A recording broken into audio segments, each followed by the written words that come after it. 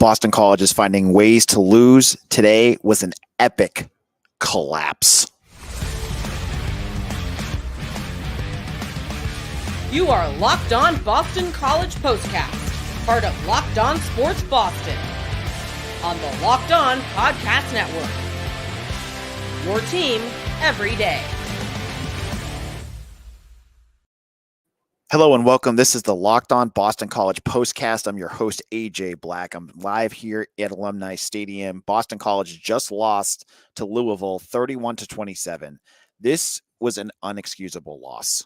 Boston College was up 20-0 halfway through the second quarter. They were up by 3 scores in the third quarter, but punting, poor play calling, and defensive difficulties caused BC to collapse late. We've seen BC lose 3 in a row now, and they've lost in a whole bunch of different ways. First 2 games, the first game was turnovers. That was the big issue. Last game, it was because they couldn't stop anything. And this game, the punting. And it all goes down to that. You go into the third quarter, the fourth quarter, and you are punting, I think it was like 25 yards, 30 yards. They're shanking everything. They just basically handed the game to Louisville.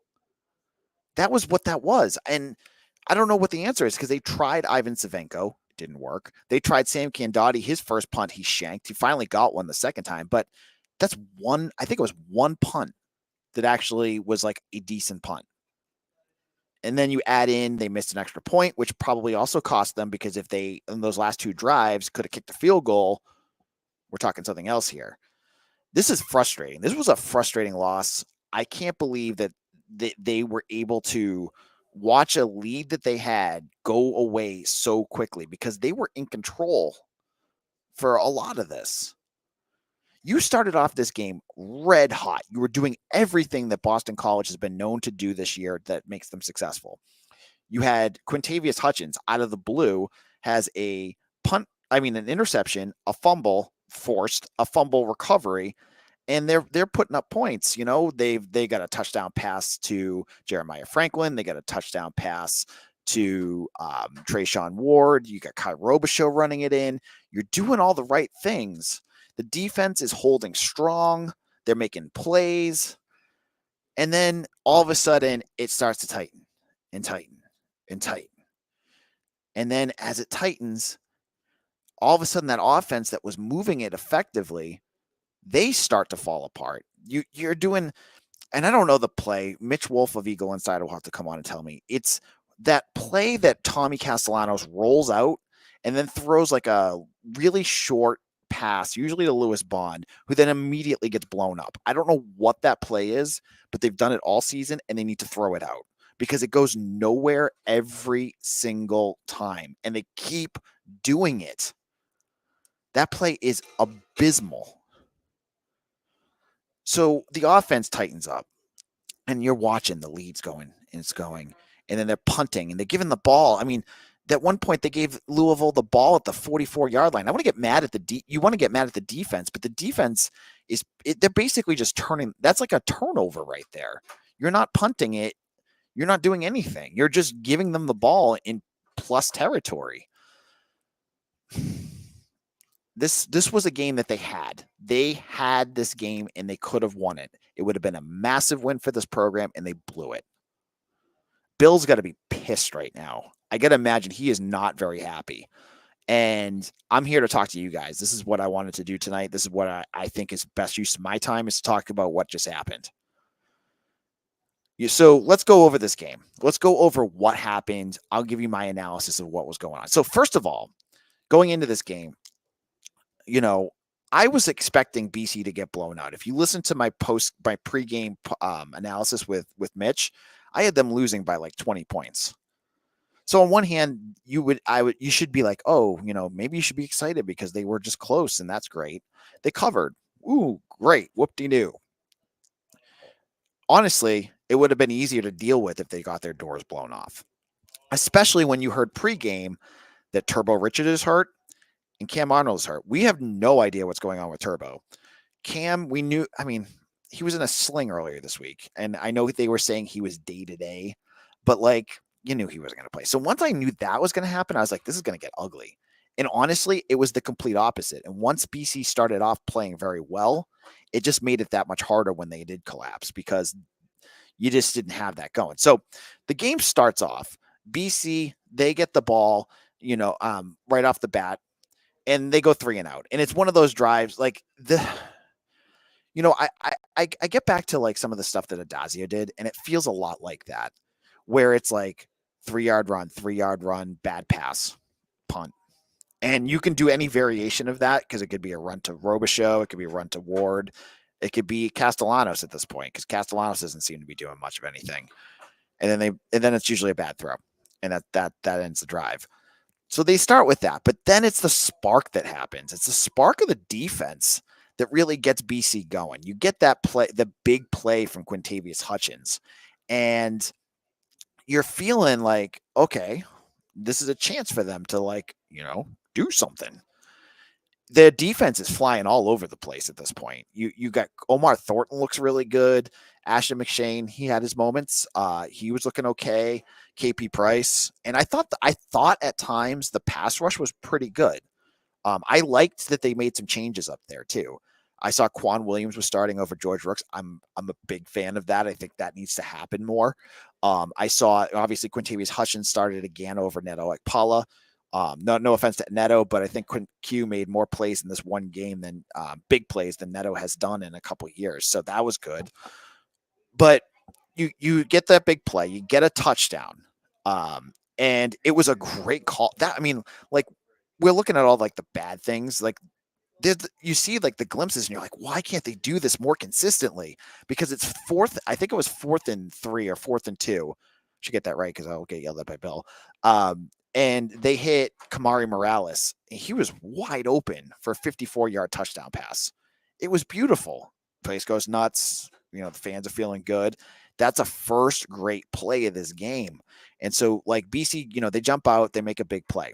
And then who does it again? It's Quintayvius Hutchins in the second quarter. After, BC gets the ball after a 56-yard attempt by Louisville goes short, and they drive down the field. And it was an interesting play call here because, and I didn't understand it at the time, and would love to hear more about it later. BC had it 4th down, and I think it was 4th and 8, 4th and 9, and they're lining up to kick a field goal with Liam Connor, and Louisville jumps off sides. And so they decide to go for it, which I was like, just take the points. Your offense is not that effective to like give up 3 points here.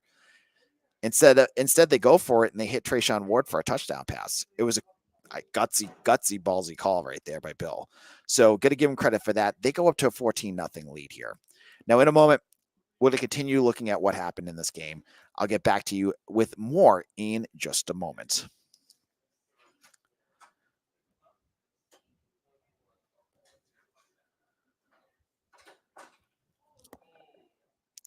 ZBiotics pre-alcohol prebiotic drink is the world's first genetically engineered probiotic. It was invented by PhD scientists to tackle rough mornings after drinking.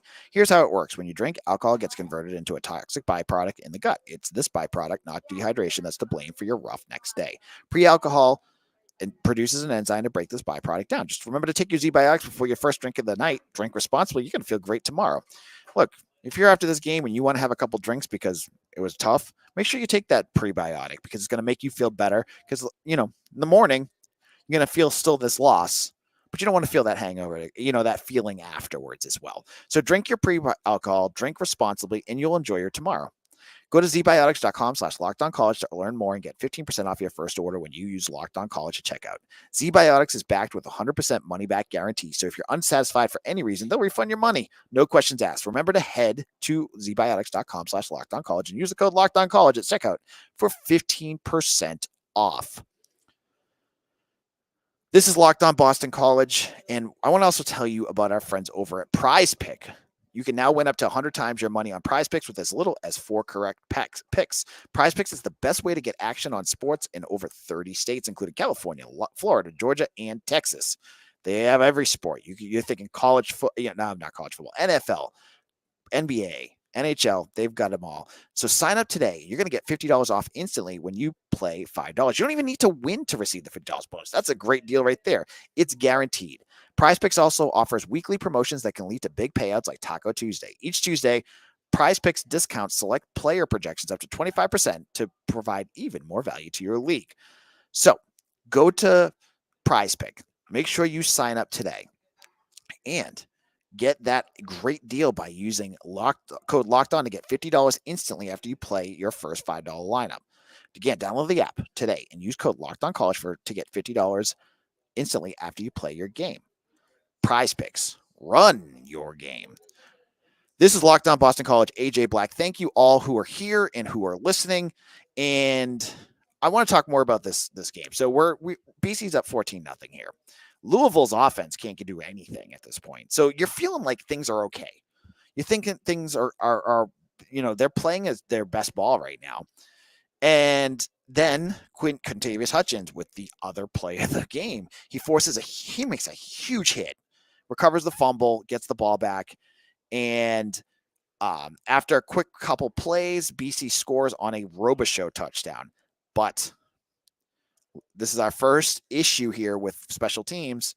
Liam Connor misses the extra point. It's 20-0. This is where everything starts to fall apart. It actually started in the first half because BC lets Louisville back in this game. And then once they're back in this game, all the momentum goes the other way. So Louisville, before the start of the second half, the end of the first half, they score on a touchdown by Isaac Brown, 20-7. They get the ball. They march down the field. After halftime, BC holds them to a 26-yard field goal. So now it's 27-10. Then the punting issues begin.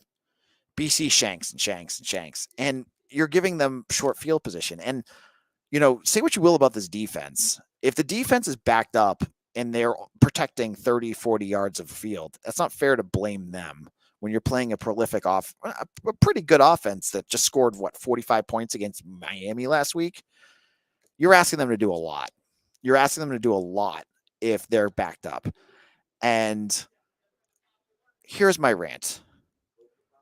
I don't understand how you do not have a punter on this roster. You have 3 punters. You have Ivan Zavenko, who had a miserable game. You have Sam Candotti, who we've seen, and he was benched at the beginning of the year because he was really inconsistent. And you have Sam Stone, who we have not seen. We actually have 4 because Liam Connor is punted too. BC's punting, I had said for weeks. I actually said it on a show this week. I forget which Louisville show I was on. But I said, one thing that I'm watching is waiting for this punting problem to rear its ugly head. And it reared it here. So BC keeps giving the ball back. They keep giving them short fields. And Louisville was happy to oblige and just continue to ram the ball down their throat. I'm not mad at the defense, honestly. Ja'Cory Brooks, their star wide receiver. Yeah, you saw him hit a whole bunch of slants. You know what, though? You were putting Ashton McShane on him. Ashton McShane's a true freshman. Ja'Cory Brooks was, I think, a 4 or 5-star recruit from Alabama. You're going to get beat. It's going to happen. And that was just what happened. One of those passes, I can't be mad at the defense. He made a one-arm catch that was insane. They scored, the 2 plays later? And that was I think it was actually 2 plays later.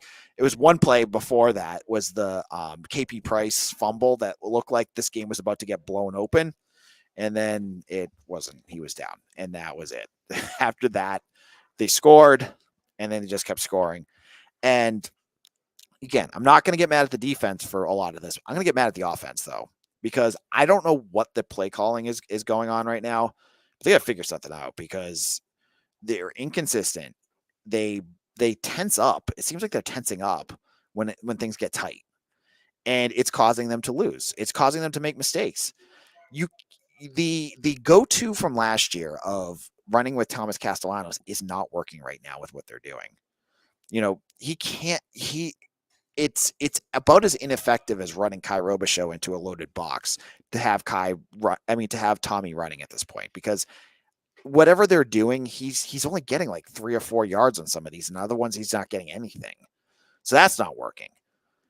So the offense, they're just giving the ball right back to them. Like they're going 3 and out, 3 and out. They might get a first down here or there, but it's not anything sustained. The defense is getting gassed, and that's it. Louisville just eventually comes back. They take the lead, and BC has 2 chances to march down the field. And honestly, Louisville had a bad punt at the end too, where they gave them the ball at the 50-yard line, and you had like runs that were going nowhere. You're passing in the end zone to Jonathan Montague. You have 2 6'5" dudes, Reed Harris and Jerron Bradley, who I if anyone knows where he's at, you could please text me because I haven't seen him playing all that much. He was out there, but I haven't seen him targeted. And you throw to Jonathan Montague. I don't understand this. I don't understand what's going on with that. This is a freshman who was converted from quarterback to wide receiver 2 months ago, August. And he is on 3rd down or 4th down. You have him on the field, which where's Shake McGowan? I don't understand the personnel going on here. Where's Shake McGowan? Where's Jerron Bradley? You got weapons and you're using Jonathan Montague. Unless I'm missing something, I don't understand what that is. You're bringing in a kid that's a true freshman that was a quarterback 2 months ago. Goes over his head. Then BC gets the ball back on the last drive. They're running out of time. And Tommy Castellanos has to basically bomb it, and that's it. That's it. They lose. So the offense, when they had momentum, it's like every game you've watched. Again, it's can BC play 60 minutes? They didn't do it again. They played half of 35 minutes and then fell apart. And this time it was special teams. It was special teams that lost this one. This is so frustrating because this was such a winnable game. This would have been a great win to get yourself momentum to play a Syracuse team that honestly looked like garbage last week or 2 days ago that you could potentially beat. But instead, now everyone's talking about a meltdown in Chestnut Hill. They're talking about BC falling apart. They're talking about Boston College not being able to do it. And that's exactly what happened. And Bill's going to own that. And the staff's going to own this, that you now have to again sit. This is just like the Virginia game. You have to wait now 2 weeks with a terrible loss and think about that. It's not good. This is not what you wanted. And what's so frustrating is that we went into this game not expecting much. They got your hopes up and then basically jammed a dagger in your heart. Honestly, this felt like BC teams of old. Right now, it feels like old BC teams. Like all the excitement that we had about the staff, losing games this way is not what you expected. We've been thinking all year long that we're going to have a coaching staff that would be able to prevent things like that from happening, and it did. I'm sure they're going to be angry about it. I'm sure this is going to probably cause some ripples, but good. Fix it. Because this is not a loss. This should not be a loss right now. Alumni Stadium, I should be showing you behind me BC fans going crazy. But instead, everyone now gets to go mope at home for 2 weeks, hoping that maybe you can catch Syracuse and Kyle McCord in 2 weeks. I wouldn't even say that this is a discussion about bowl eligibility because I honestly didn't think they were going to win this game anyways. But this is another example of like, now you've lost a game against Virginia because of turnovers. You lost last week because you couldn't stop anybody. And now you melted down because you're special teams. And that, of all the things that have happened, of the inability to the turnovers, you can fix that. They fixed it today. They didn't turn it over once. That was great. They inability to run the football. To stop the run. They were okay. I think, what was their run?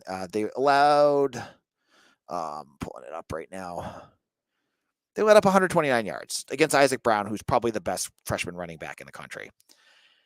They were, that was an issue. But the biggest issue is that we're now on week 8 and they still don't know how to punt. They still have no idea. I don't know how you're going to fix that. You've tried Ivan Zavenko, hasn't worked. You've tried Sam Kindati, hasn't worked. Do you go to Sam Stone? Do you go to Liam Connor and ask him to do it? I'm not sure. I'm not sure what you do here. This is frustrating. In a moment, I'm getting myself all worked up here. I am going to wrap things up with our final thoughts about this game. You're going to want to hear my last few things in just a moment. Hey, NFL fans, you can start the season with a big return on FanDuel, America's #1 sportsbook. So when you get a hunch in the middle of the game, you can check out the latest stats, view live play-by-play, so much more on the same page where you place your bets. Now it's NFL time, but it's also basketball time too. I made a 3-way parlay last 2 days ago, actually last night, for the Celtics. I had them covering against the Washington Capitals. I had 3 points made by Jason Tatum, and I had assists by Jason Tatum, and I hit on all 3. It was great. And I used a no sweat parlay edition on there. So even if I lost, I could recoup all the credits that I used. It's great. So go get yourself started on FanDuel as well. You'll get $200 in bonus bets guaranteed when you place your first $5 bet. That's FanDuel.com. This is Locked On Boston College POSTCAST, our special post episode of Locked On BC after a BC loss to Louisville. So what's my takeaways from this? I made a joke at the beginning of the game that the key to this game was turnovers. And on one hand, I will say they did not turn the ball over at all. And that was strong. But on the other hand, those punts were basically turnovers. Let's be real. You gave Louisville short field position, just like a turnover. So on that sense, I would say that they did turn the ball over. Maybe it wasn't Tommy putting the ball on the ground, but when Ivan Zavenko is kicking at 22 yards, that is a turnover. That's exactly what that is. We talked to Park Fleming about what EPA is. When they get the ball like that, the EPA goes right through the roof. So I think when you're talking about this loss, the biggest issue is going to continue to be, why can't this offensive play calling be consistent for 4 quarters? Why does it seem like the offense looks like great for periods and then clenches up and falls apart in others? And how can Bill O'Brien, who is an offensive, really strong coach, allow this to continue to happen? And how's he going to fix it? You got 4 more games left. You got to figure that out. And for punting, I honestly think at this point, anything past like the 40-yard line, you got to go for it at this point. You can, even there, like your own, you can, if it's like 4th and 5 at the 40, go for it. It's better. You have better chances of success than punting at 22 yards and just giving them the ball. Just try it. Who cares? The punting is so bad that you got to figure out something else to do there. And they're going to keep, he can keep drilling it, but they've been doing it for 2 months now and they still can't figure out how to get the ball consistently off their foot. That's a major issue. And I'm still, I don't know how to address that at this point. That's my big thing there. I thought the defense made plays. I liked some of the changes they made. They had Quan Williams starting at defensive line. I like that. I saw some Owen Stodmeyer out there. I love the play of Omar Thornton. I think he's going to be I know Bill's been talking about him a lot, like his play. I thought, obviously Quintayvius Hutchins had some big plays. The defense made some plays. And again, you look at the score and you say, oh, how can you say that the defense played okay? Just remember, they just kept getting pinned back, and it was really tough. It's really tough to defend a short field like that. So wrapping things up here, it's now 2 weeks off, and I hate that. I wish, feeling a little bit of positivity going into another bye week is always a good thing, and right now you're not getting it. So you have to sit with this one, and I hope he figures out more. I'm sure he's going to keep saying the same thing he's been saying all year, which is I got to coach better. Yep, you do, because you just lost your 3rd straight game. And that's tough. That's a tough sell for the fan base. It's a tough sell for you who have been sitting here listening to this to watch them fall apart just like they did. Thank you all for listening. This is AJ Black. Please subscribe to the Locked On Boston POSTCAST shows. We have the Celtics coming on the show now, on this channel now. We have the Patriots. You got me. There's lots of good stuff here. I hope you enjoy it. I hope, you agree with some of the things I say. Maybe I'm not hard enough. I'm not sure. But if you like it, hit that like button and tell your friends about the Locked On Boston Postcast. I'll be back on Locked On Boston College show all 5 days a week, again on Monday with Mitch Wolf. We'll give even more insight. He's going to watch, and he's going to have some thoughts. Thank you all for listening, and we'll see you all again for another episode of the Locked On Boston Postcast.